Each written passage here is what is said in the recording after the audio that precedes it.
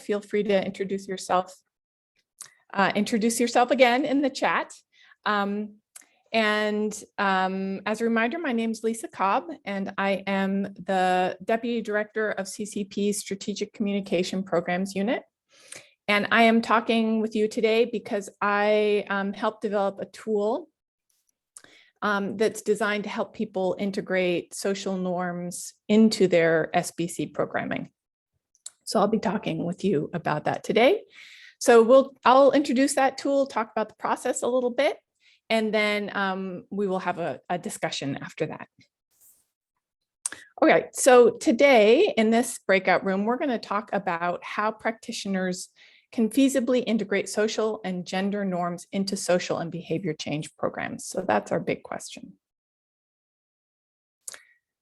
We know it is critical to address social norms in social and behavior change programming. We all know this. We've been told, we recognize the importance, right? But how do we get there from here? So there's a real challenge for all of us, I think, with getting from this point of having a great SBC program and having the research we need on social norms, sort of formative research on our programs, and getting from that point all the way to having integrated that learning and that knowledge into our programs. And I've represented that with sort of a bowl of spaghetti here. You could also represent it with a black box, right? We have this process, this getting from here to there, that's confusing and tangled and not always terribly clear of how you do it. The tool that we developed is called Getting Practical, Integrating Social Norms into Social and Behavior Change Programs. And the intention of this tool is to help us get from research on social norms and an awesome SBC program there on the left to the right to a SBC program that addresses social norms with a little bit clearer of a path. So you'll see this path is not straight. It is a little curvy, a little wiggly.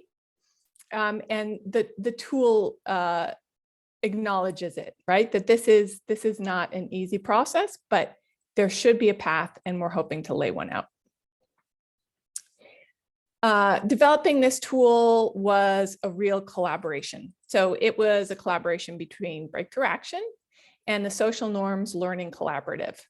And so we have the Align platform, which is the platform for the Social Norms Learning Collaborative. And if you don't know that platform, then please go and check it out. There's a lot of great stuff there. And so a whole broad swath of professionals in the Social Norms Learning Collaborative helped vet this tool, design this tool, come up with sort of the important bits that should be in this tool. So there was a whole collaborative process going back and forth to make sure that this tool really had the core sort of theoretical bits in it that it needed to have to be useful. The tool is based on a document called the Social Norms and AYSRH, Building a Bridge from Theory to Practice. And that, again, great document. If you're looking for some more depth in how to think about social norms and SBC programming, this is a great tool and a great document. So what we did was we used that document as sort of the core guidance on what we were trying to operationalize and turn into steps and a methodology and a tool. And this tool is intended to be used by program designers and program planners in a workshop setting, so group of program folks coming together. And it can take some time. And one thing that's needed before using this tool that's sort of essential is to have the basic data and research on social norms about your program. So the social norms exploration tool is a great source of that data. So that's a good one to explore if you're looking to integrate social norms into your program, or if you're thinking of using the tool.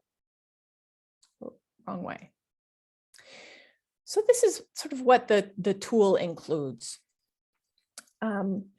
It has 4 modules. The first one is understanding the norms that are impacting your program. So it takes sort of the outputs of research or of the social norms exploration tool, and helps organize them and put them into a format that you can use for program design. So it's really understanding, framing, analyzing the norms to get yourself together to understand what those norms are. The second module is about consulting the community. So one of the premises of this tool is that the community gets to decide what they would like to do with their own norms, that it's not for us as program designers, program planners, and implementers to come in and say this norm should be changed, or we want to use the norm this way, that the community gets to decide what is important to them and what priorities they have, and how they would like their norms to be used in terms of programming or not. So there's a process built in to do that community consultation. Then it goes into module 3, which is designing or adapting the program, which is taking your project design and saying, now that I know what the norms are and how they influence program outcomes, and I know what the community would like to do and see, how does my project react? How do we change it? How do we adapt it? Or if it's brand new, how do we design it? And finally, there's a monitoring plan. So there's a section on how to then adapt your monitoring plan with social norms in mind and the new adaptations. Oh, I should add that it's pretty intense, right? That's a lot of modules. That's a lot of work. It takes some time. 3 or 4 day workshop is probably about right. So this tool has been under development for some time now. I'd say 1.5 years we've been working on it. Over the summer, it was pilot tested, and the Learning Collaborative recruited two different teams to pilot this in their work. And the feedback was really different from these 2 different teams. It was fabulous to get sort of these 2 ends of the spectrum. One team had experience with social norms, and they had a facilitator with expertise in social norms. That team went through the tool and said it worked well, it was helpful, provided guidance and structure for integrating social norms into their program. They had edits and helpful commentary, and we'll integrate those into the tool. Basically, though, they said, yeah, this tool is, hits the mark. Team number 2 was new to social norms and facilitated by a staff member who didn't have social norms expertise yet. I think after going through this, they probably do. And their feedback was, didn't make it through module 1. The terms were confusing. Help. This is not a useful tool for a team like us. So we've taken that pilot testing and we are doing a version 2 of Getting Practical. And because of that kind of feedback, we're taking 2 pathways here. One of them is to just edit the Getting Practical guide as it is to make it better, but to basically revise the guidance to say, yeah, you need a facilitator with social norms expertise to facilitate this. And then we're developing a Getting Practical Lite that's basically just a couple of slide decks that walk you through some of those first steps in module 1 to make it a shorter introduction to how to integrate social norms into your programs and how to think about it. It's not going to get you all the way to integrating social norms into programming, but it really is designed to increase your understanding so that you're better prepared to think about social norms in SBC. All right, so that is the little overview of Getting Practical. And now what I'd like to do is just see if there are any questions about the presentation or the tool, just practical stuff, and then we'll go into a discussion. And I think there are about, let's see, 22 of us. I think we can say then that you can just unmute yourself and talk.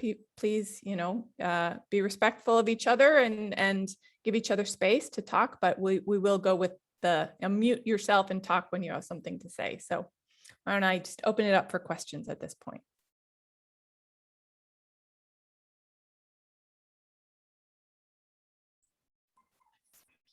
Hi, Lisa in the group. Can I go first? This is Paul. Please.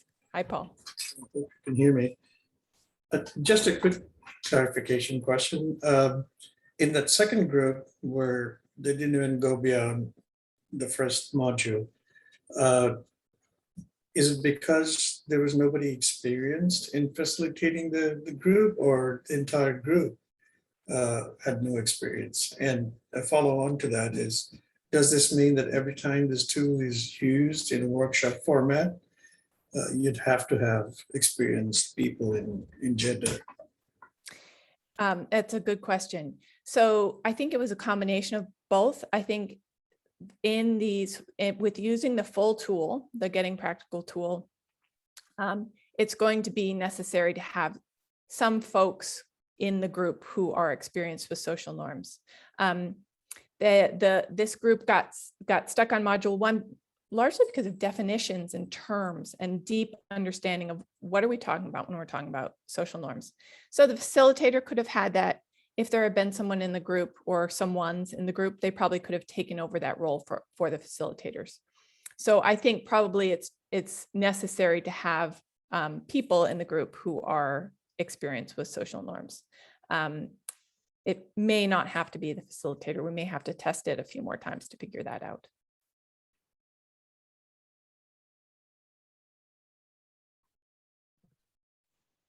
There are questions? Hi, I had a question. Hi.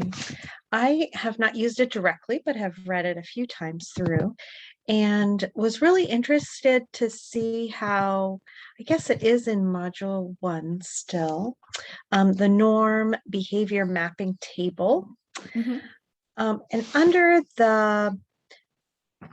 so the table has people list the norms that they find in the community consultation, and then for each behavior, whether there's a direct or indirect effect Mhm. or minimal effect. And I was wondering if you think that's really key, or if that is a nuance that maybe not all programs need to look into. It does seem, yeah, maybe you could talk more about that. I'd love to hear your thoughts. Thanks. And you have found the spot that was one of the ones that that the group struggled with. So that's great. I think in the next version, at least in the light version, we're going to change that, because the idea of minimal, direct, indirect, it was confusing and maybe not helpful. What we're trying to get at there, and we're changing in this next version, is not to sort of assess how strong or direct, but make sure that when you're thinking about the norm, you can think about how it impacts the behavior. What's the logic chain there? So if we're saying, like, some norm about gender impacts contraceptive use down the line, how do you get there? What's the path? And if that norm impacts some behavior over here, and then that behavior over there impacts this attitude over here, and that attitude impacts that behavior, right? If you've got a whole bunch of steps in a chain between the norm and the behavior, and you want to impact that behavior, that's your outcome, well, maybe you need to think about whether it's a good investment to be using that norm or trying to shift that norm. Maybe you need to be aware of that norm or other things. But the point here is to really make sure that we're not making assumptions about how norms impact behavior. Okay. And so that to have a team just think, right? So really the point of that is have a team think deeply about the path between a norm and an outcome. Oh, thank you. Yeah, that's nice. Any other questions? Lisa, this is Gail Snetro. I'm just got a quick question, and Hi. quickly. Hi, how are you? Thank Good, you. thanks. This is really a great initiative, and trying to understand and unpack the spaghetti that happens between is a valiant thing to be done. And I'm just quickly looking at the tool right now, and I'm so excited to see the community consultation, and wondering if you could speak a little bit to how we might have to prepare for those community consultations. Of course, it's kind of like, what end of the elephant are you speaking to might influence and will influence how various communities within a community might look at social norms and what needs to be changed. So if you're speaking with a group of traditional elder men, that conversation might look very different than maybe a group of women who are working on kind of reproductive health rights in the community. So I'm wondering if you have any thoughts on how to best organize that community consultation so you get a kind of a dialogue of knowledge and harmonization, Yeah. prioritization. Absolutely. And I guess my first response would be it's hard. I think it's going to be hard. So the first thought is that programs should have some process for community consultation built in, we hope, so that and if a project doesn't have a methodology for community consultation, isn't used to it, maybe take a little step back and think about that and explore some of the resources specifically on community consultation, because this is a tough one. So entering in here, like as this is your first community consultation, would be hard. So I hope that people explore that as an element for programs. But then you enter into the sort of the dynamics of power, right? So if you are thinking about, if you were thinking about social norms that have elements of power, control, where one group is wanting to shift those or wanting to make change. If you're talking about social norms around youth and sexuality, right? Then there are people who will have very different feelings about that, as you mentioned, Gail. So I think identifying who within the community has a stake, who is likely to be supportive and who is likely to be in opposition, and hearing from them.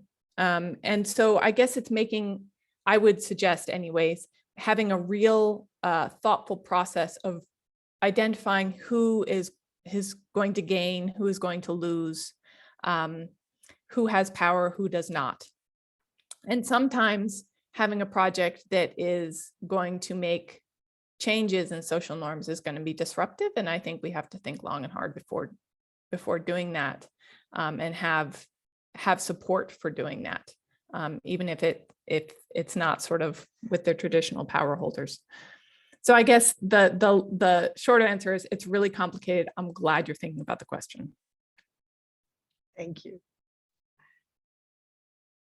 All right, we got a little notice that we should be moving on to discussion. I think we sort of are there, right? But let me just put up the slides for discussion and we can continue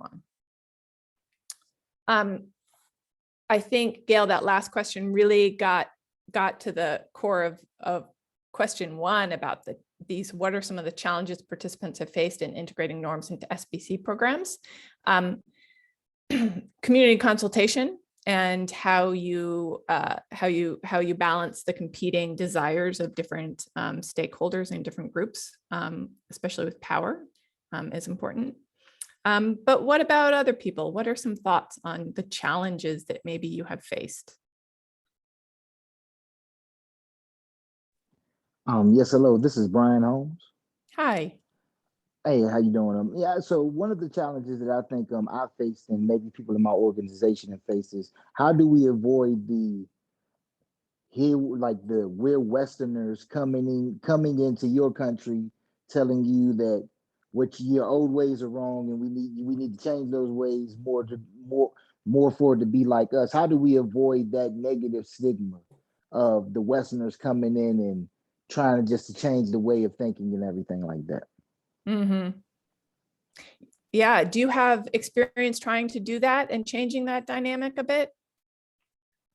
Yes, I've been involved in a few trainings where we work with men who then go back into their villages to work with young boys, and it's a lot of behavior change, and how, you know, we want men to be allies and not perpetrators of sexual violence. And so a lot of the things that we bring up are somewhat different than how they normally think. So just how do we avoid just we're coming in as Westerners and the way we do it is correct and the way you guys do it is somewhat wrong. How do we avoid that negative stigma? Right, right. Yeah, coming in as outsiders to a community and saying your social norms are wrong and we want you to change them is exactly. Yeah, right, pretty harmful, right? So how can we address social norms or help communities address social norms from their own, from their own starting point and not from ours? Does anyone have any helpful advice for Brian? Any thoughts on how that might be done?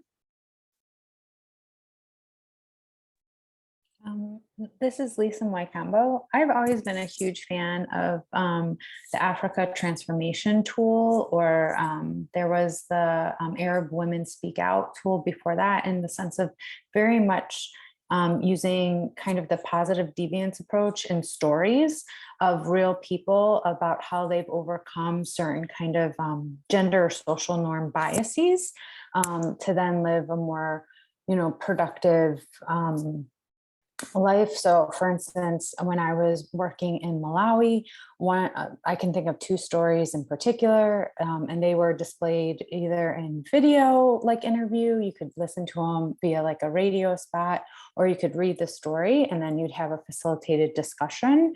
And one of the stories in Malawi was about a woman who was a truck driver for one of those big rig gasoline trucks, I think, or patrol trucks, and how that was very much kind of not in line, but like how she decided to get there and what support she had, but what challenges she had to face and what this job has meant for her family. And then there was another one about an HIV discordant couple, and the wife had HIV positive, but the man was negative, and like how they've remained together, what kind of community pressures they've felt. And so like I feel true stories from communities in which you're working in can be extremely powerful. Thank you, Lisa. Yeah, and I think that highlights that within any community, there are people with different views, right? That hold different norms and or are choosing to go against social norms in the way they're currently framed. And those people can be voices for change. And there are those folks in every community.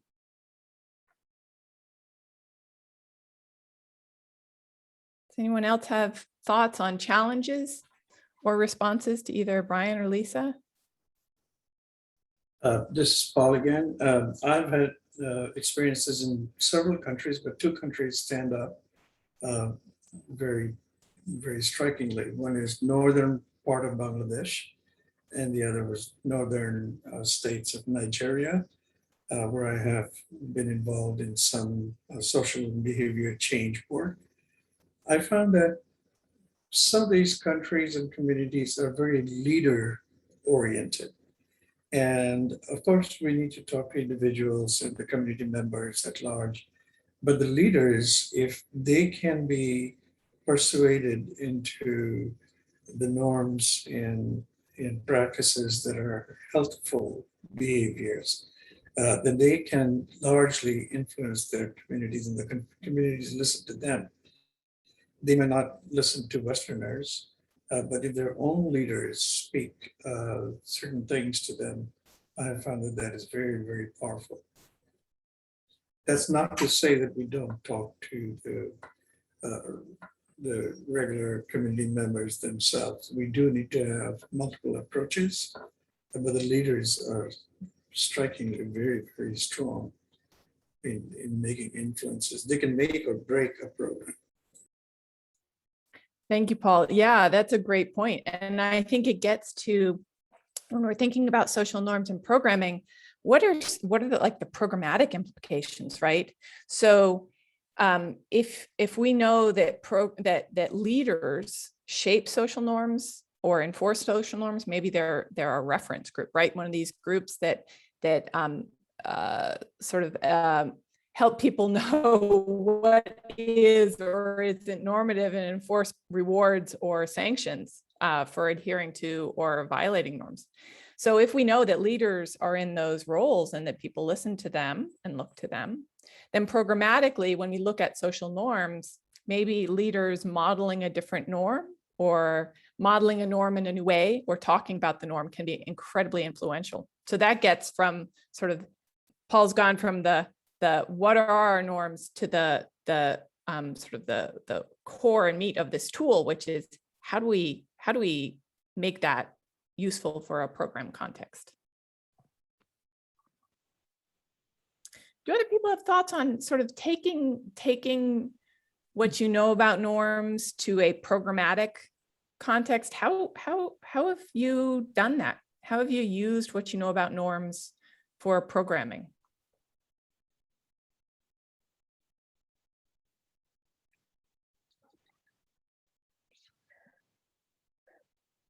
I'm not sure I'm answering the question exactly or the previous great discussion. But in working with young fathers, so young men who are first-time fathers in northern Uganda, we didn't start with really addressing the gender issues directly, but we started with the values that they held as being good fathers. So I started the discussions and the mentorship with older men in the communities through their own values. They really desire to be better fathers. And then that was an entry point to get to the deeper gender and power and violence norms. But they were quite excited about becoming better fathers. Yeah, thank you. I think, oftentimes when we're thinking about health outcomes or, really devastating outcomes like violence, we can get really focused on norms that we perceive as negative, right? And that enable negative behavior and forget that there's this whole world of really pro-social norms that hold cultures and families together, right? And every society has them, every family has them, every community has them. And so looking at a lot of those norms about how to live a good life and how to be a good dad and how to be a good parent and all these, or a good partner, often those are the norms that if we look at those, they can be really useful programmatically in terms of supporting the health behaviors that maybe people haven't thought about yet. But when you talk about them in the context of a norm that a community holds, it can be really supportive and reinforcing of that health behavior. Does anyone else want to input here? The folks we haven't heard from yet?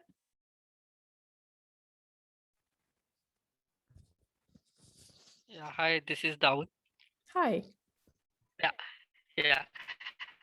We actually, it's a great discussion. In fact, and you were referring to that reference group actually. So norms exist because to whom I refer to is absolutely true. But we did a campaign for male involvement, and then we framed the message on on immediate gains. It was for family planning, and then the campaign was on far-fetched benefits are always there. Like if I have a small family or if I have no spacing, then I'll have benefits, but all of far-fetched. But the immediate gains, I'll have better romance if I use family planning. So it was it was all based on gender norms, and then we involved males in that. And when we measured the campaign, there are 31% of the males, the first time parents, they used a contraceptive actually, and they never thought of, but we framed the message on immediate gains and it worked. That's very impressive. Thank you for sharing that. Were there any challenges in figuring out how to use, sort of identify the norms that might influence behavior, or how to use them? Yeah, the problem we like no is all family planning is all for women, like, and then male have limited choices. That was the problem actually. But like no, whether the female uses a contraceptive or a male uses a contraceptive, but both of them are going to have a good romance, like no good, then they can feel young or those kind of. So the campaign was like no, husband wife, like no, they maximize your love using a contraceptive. So maximize your love life using a contraceptive. That was built on so like the challenge was of course like no reaching men, because they are during the daytime, they were away for work. So like no exposing with them with the messages was a challenge. So we did the campaign early in the morning, like no before 9 o'clock, and then in the evening after 4 o'clock in the evening. So the exposure was actually the challenge, but we also like to try to address that part by customizing our like a media, different media, different timing. Great, thank you. And I think that sort of reinforces that idea again of finding norms that people already hold, right? That men and women hold about romance and love, and what makes for a good partnership, and focusing on that, right? Rather than some of the norms that may seem to be less positive or stand in the way, and that maybe you can amplify some of those that really help enable the health behavior. Someone else like to jump in?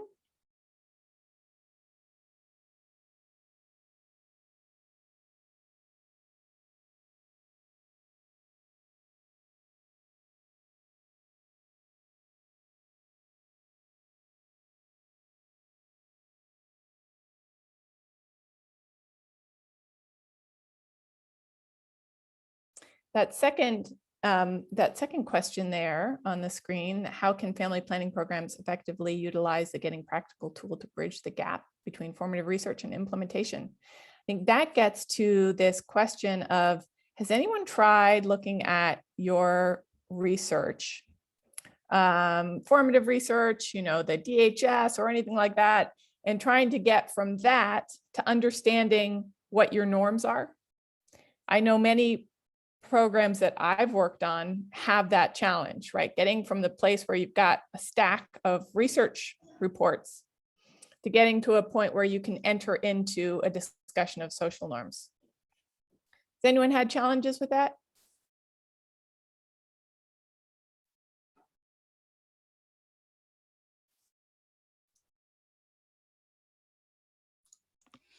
Hi, this is Mohammed from Plan. Uh, so when we do any programming on SRHR, the first thing we do is a formative research where we consult with adolescent girls and young women, religious leaders, traditional leaders, and community leaders, and identify what the barriers and enabling factors are for social and behavioral change.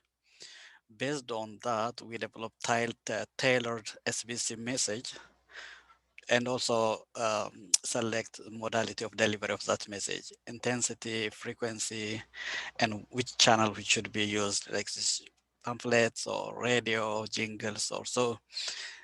We really use gender equality as a G assessment and as social, formative research to tailor our messaging.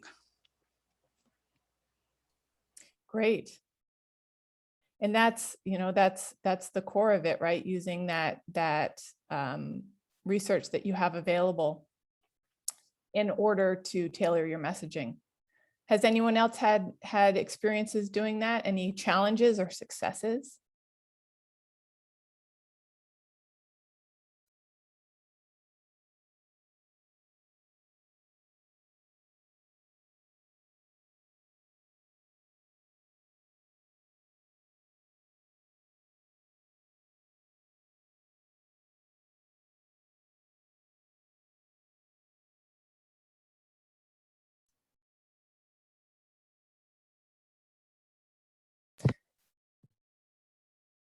Were you going to speak, Lisa? Well, I was just going to say there was an earlier chat message about interested to get to the third question. If you don't Great, mind. thank you. Yes, absolutely. Anyone like to talk to the third question about measuring change? And I will read that. I'm sorry, I don't know what was going on with my screen share, but my presentation crashed. But that question was, how can this tool be used to measure progress or shifts in social and gender norms as they relate to FP outcomes, to family planning outcomes? Anyone want to speak to that? Yeah, just to clarify my question, we do gender transformative programming. And the challenge we have is, are we measuring at ultimate outcome level the change in condition and position of women and girls, or we measure sectoral change? Because sometimes we tend to say, okay, when we do SRHR message projects, we measure women's and girls empowerment as women and girls empowerment index. We have a composite indicator where we measure change, but that change is sometimes not translated into, for example, family planning service utilization. So how do we make sure that sometimes people will tell you what you want to hear when you do evaluation, but that's not translated into actual service utilization. So how do we balance that two, that which are really measuring empowerment, or is that empowerment translated into behavioral change, reduction of adolescent pregnancy, or increase in family service utilization? So just want to hear from others what experience you have. Great. Thank you for clarifying that question.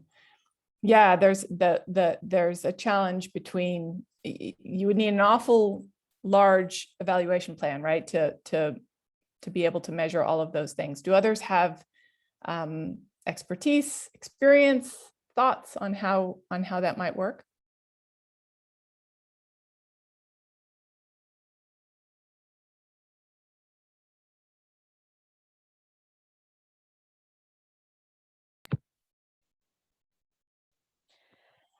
Well, I can share it's a big challenge for us. And I'm really glad this is coming up in the discussion, because I think for us all to build the evidence base, this is really critical to work out. In the nutrition space, we often go back to the Alive and Thrive Bangladesh studies that have nicely documented how social norms for child nutrition were measured. But they asked individuals their perception of the norms. I'm not sure that's the only way to do it. Yeah. I'd like to learn more. Yeah, and I'll just call our attention to, we only have 42 seconds remaining before they begin to close the groups. But, I think one of the important things here is having a theoretical framework, or having a logic framework, maybe, to be able to say how you think those norms are going to influence your ultimate outcome, right? And that's part of what the tool tries to walk you through, so that if you're addressing a norm over here with an ultimate outcome of family planning use or service use, that you have a logical way that might actually happen, right? Why do you think that will influence that outcome at the end? And so being able to step by step say what the influence chain is, I think is important. That gives you the basis then to measure those different steps and see what might be happening, where change might be happening if you missed something. So I think having a really clear framework might be helpful. Doesn't help with the difficulty of measuring each one of those elements, though, which is an absolute challenge.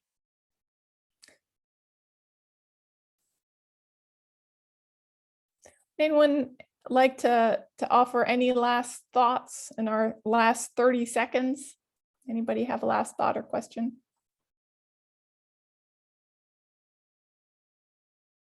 No, well, I will just say thank you all. This is challenging. This tool is in the works and it's not perfect.